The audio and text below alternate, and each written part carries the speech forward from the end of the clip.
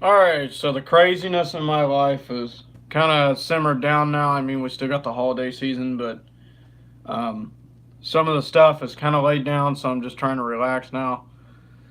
But today we went to Oakland, California. I'm not really surprised by the way the game went. Reason being, last year we had that shit game against the refs that we lost by one. And the year before, they played us pretty tough in Oakland. I think the score to that was 26-10. So it seems like they always play us close in Oakland. Of course, I was hoping for a blowout. Kansas City got up 33-16, and they kind of started getting conservative again. Mahomes looked. How do I put this? Mahomes looked like an MVP candidate, which is typical. But he also looked very off of his game. Um, the reason I say that is because there must have been 12 or 19 points that he stuck in his back pocket because he overthrew a wide open guy or underthrew a wide open guy. I cannot even count on one hand how many times that happened. But for touchdowns, for points that we missed on drives that we didn't score on, anyways, yeah, I would say he probably missed 3 or 4 routes that were just wide open. I mean, nobody down the middle. Carl Joseph went wherever the hell he went, and Tyreek Hill or whoever was just wide open. It was mainly Tyreek Hill. I think Conley was one of them. This one kid that was playing receiver, I have no idea who he is. I think they're trying to work him into possibly taking Sammy Watkins' spot because Sammy Watkins is missing games left and right. They didn't play Eric Berry this week because of the IR. He's not technically cleared to play until next week. He's not. Well, how do I explain it? He's not released from IR until next week. He's not off the IR list yet, but he's released to practice. He's cleared to play. He just can't play until next week. So we're gonna have him next week against Baltimore. Uh, I think he honestly hates Baltimore more than he does anybody else. But um,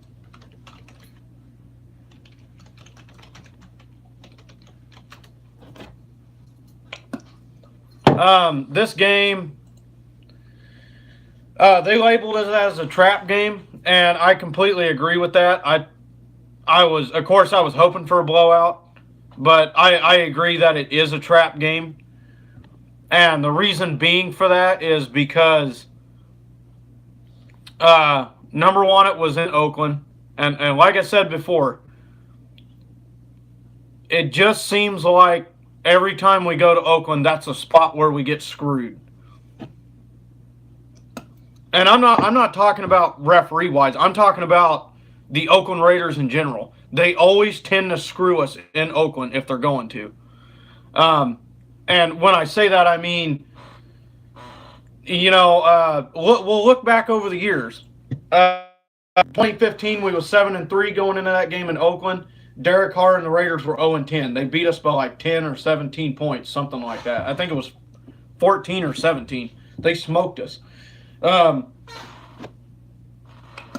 Last year we went there. What was we last year? We was 6-1 going into that game, and they was 4 and something, 4-3 or something like that, and they beat us. They beat us by a point. They weren't scoring anything, and they scored, really highly. Um, when I first started to watch this game, it was cutting out really bad, but it got better as time went on. Um, the running game without Kareem Hunt, it was okay. I mean, I'm not gonna say it was the best thing ever, but it was okay. I think Williams honestly ran better than Ware did. Tomorrow they're bringing C.J. Anderson in. If you don't remember who C.J. Anderson is, C.J. Anderson was with the Denver Broncos in 2015 when they won the Super Bowl. C.J. Anderson is a very big back. He's a very downhill runner. He didn't really fit Carolina's offense. That's why they let him go last year. He's been in the free agency ever since then. C.J. Anderson is a big back. He's a downhill runner. He also had a lot of problems with fumbling in Carolina, and that's another reason why they got rid of him. Actually, our top rusher was Pat Mahomes with 52 yards. Ware had 47 on 14 carries. That's not great. He only averaged 3 yards a carry. Williams, on the other hand, 5 rushes, 38 yards. That's 7.6 yards a carry. If you want my honest opinion, if this C.J. Anderson thing works out, I think they're going to use him as a big bruiser back, and then they're going to put Williams in there. That's just my opinion. Look, nothing against Ware. There's a reason why he's only running for 3 yards. They put him in on bruiser downs. They put him in on third downs and short second downs, and he picked up that short yardage to get us the first down. Williams, on the other hand, he was in there, and he ran like a madman, really. Pat Mahomes, as off as I said he was, which he was, he missed a ton of shots that would have went for touchdowns. 23 for 38, 295 yards and 4 touchdowns, no interceptions. If he throws for 4 touchdowns for the rest of the season, this guy's going to hit 57. So he's on a remarkable path right now, and that's before the playoffs. So think about that one.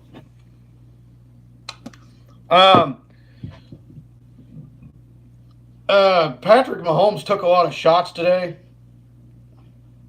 Some of them probably should have been flagged, but they weren't. Some of them didn't deserve to be flagged. I know there was a few hits there at the end of the game where they were perfectly legal. Pat Mahomes should expect that kind of thing. Everybody and their mom, including Oakland Raider fans, know that the Oakland Raiders are a dirty football team, and if they know they're going to lose, they're going to pound you.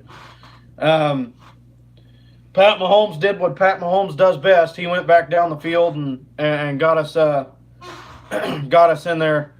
Travis Kelce absolutely decimated this football team.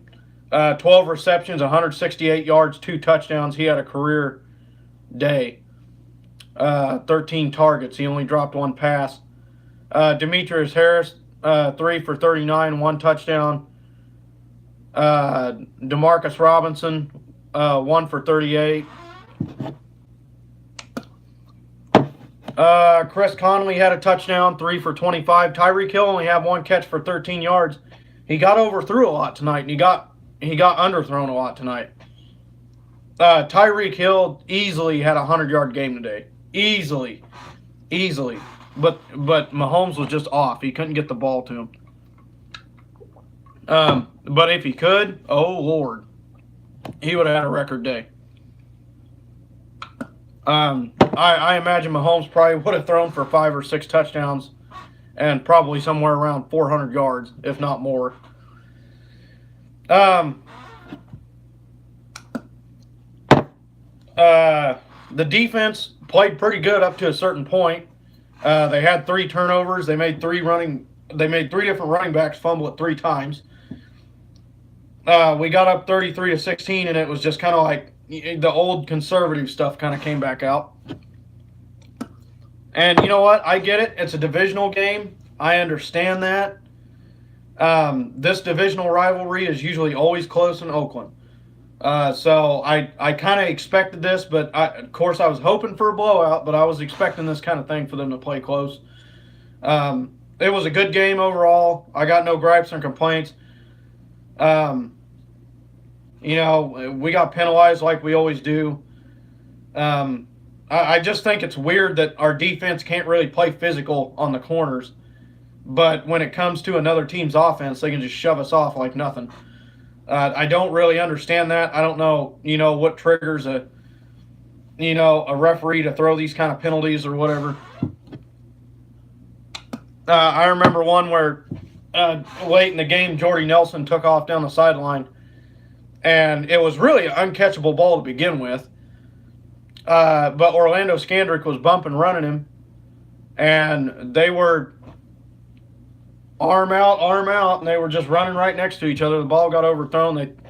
They threw a flag for pass interference, and then here comes Jared Cook on the other end of the ball, and I mean straight up, pretty much just shoves Steven Nelson to the ground to catch a touchdown pass, and nothing was called there. So, like I said, I don't understand it. Either way, it is what it is. I don't really care. It didn't really determine the game. But the defense can't get lazy like that. It got to a point where they couldn't tackle worth a shit. Jalen Richard tore an asshole through us. I mean, he just ripped us up. I'm not sure exactly what. Let's see. No, I don't have the Raiders stats. Here we go. Jalen Richard, 6 carries for 95 yards. That is ridiculous. That dude was averaging 15.8 yards a carry. And Jalen Richard is a bum, dude. He is not good. Don't believe me? Look at the other 11 games they played. What did he do? Nothing. I mean, he just... We let him have it. We wouldn't tackle worth a crap, and he took advantage of it, and I don't blame him. Doug Martin had a decent game. He usually does. 18 carries, 61 yards. We only let him have 3 yards a carry, but they put Jalen Richard in near the end of the game to get him playing time, and he just ripped us open.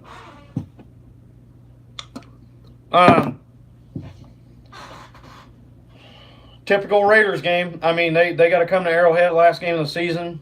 That one I do think is going to be a blowout. Eric Berry's coming back. They don't play good at Arrowhead. They never have. They haven't won there since the Stone Age. I mean, it's been forever. I think it was 2012 the last time that they won in Kansas City. A long-ass time. We're 20-1 in the division now. We got Baltimore next week. Baltimore's obviously going to be a tougher opponent. Eric Berry's going to be back for that game. We'll see how this C.J. Anderson thing plays out. Mahomes, you look good on paper, man, but you gotta buckle up, dude. You gotta make your passes when they're there. I get it. You can't complete all of them. I know Tyreek Hill dropped a key third down. That was our only 3 and out of the entire game. He high pointed it to him, and it went right through his hands. It was kind of tipped, but it went right through his hands. The pass rush was there early. It kind of faded away. I mean, like I said, the defense was there at the beginning of the game, 33-16 at one point. And then you kind of see them get a little bit conservative. They start missing tackles. And, I mean, if you're blowing a team out like that, stay on their throat, man. Don't give them a chance to play. I don't understand why you do that. Division-wise, Denver won today, 24-10. That doesn't surprise me against Cincinnati. Probably the biggest surpriser was the Chargers and the Steelers. So we was rooting for the Steelers this game because it would knock the Chargers down one, and it would keep keep New England out of that second seed. Pittsburgh was way ahead, 23-7 at one point, and they let the Chargers come all the way back.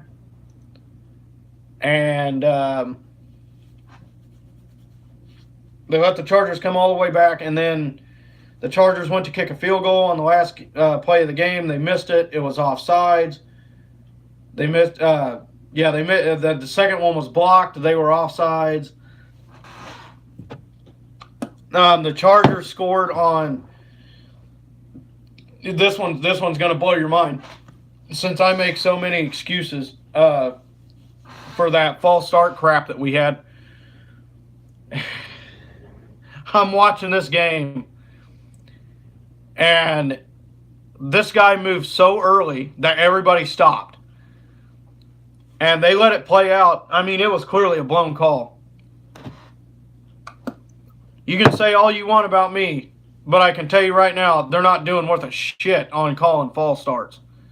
They're not. And that is just proof that backs me up of what I said about the LA Rams.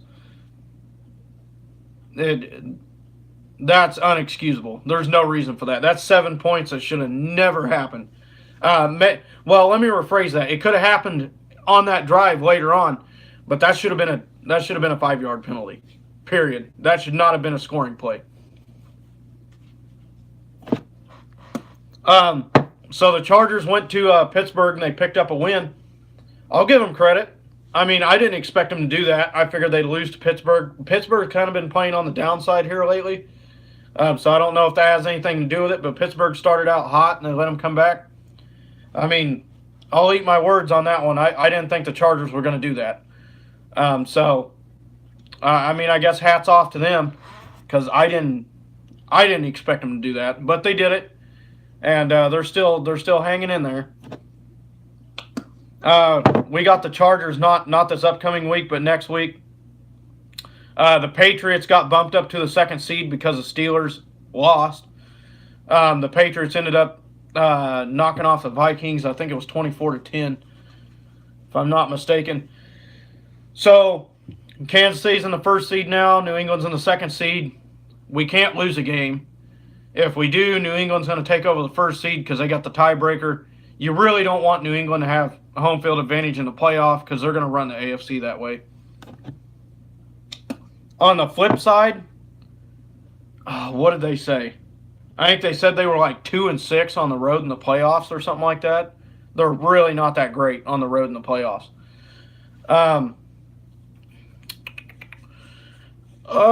Who's got the 3rd seed? Houston. Houston's got the 3rd seed because New England has a tiebreaker over them. New England beat them earlier in the season by 7 at New England. So, oh man, let's see here. Ravens are sitting in the 6th seed right now at 7-5. The Colts got beat today, so that puts them down. Crazy.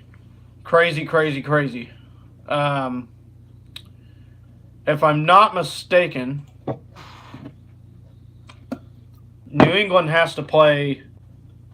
They have to play Pittsburgh in the upcoming weeks here, and that's gonna be the biggest game of the year, in my opinion, because that's gonna determine who gets that 2nd seed. Because I don't see the Patriots losing a game. Patriots got to go to the Dolphins next week, and the Steelers have to go to Oakland. So the Steelers are probably going to win that game. New England's probably going to win their game. And then week 15, the Chargers come to Arrowhead. Like I said, the Chargers are playing good football against everybody else, but they can't win in the AFC West. They can't win in the AFC West, so I don't think they'll beat us, especially at home. And even if the Chargers do, they got to expect us to lose to Oakland in that game in Kansas City, which I don't see that happening either. But crazier things have happened. What is this? Week 15. Week 15, the Patriots go to Pittsburgh. That's going to be an interesting game. If the Steelers win this game, they got the tiebreaker over the Patriots. But the Patriots will have to, I don't know how that would work, because they wouldn't have the same overall record as the Patriots. Patriots would still have one more win than they do. Or I do believe. Anyways, we'll be here tomorrow with the Week 13 recap.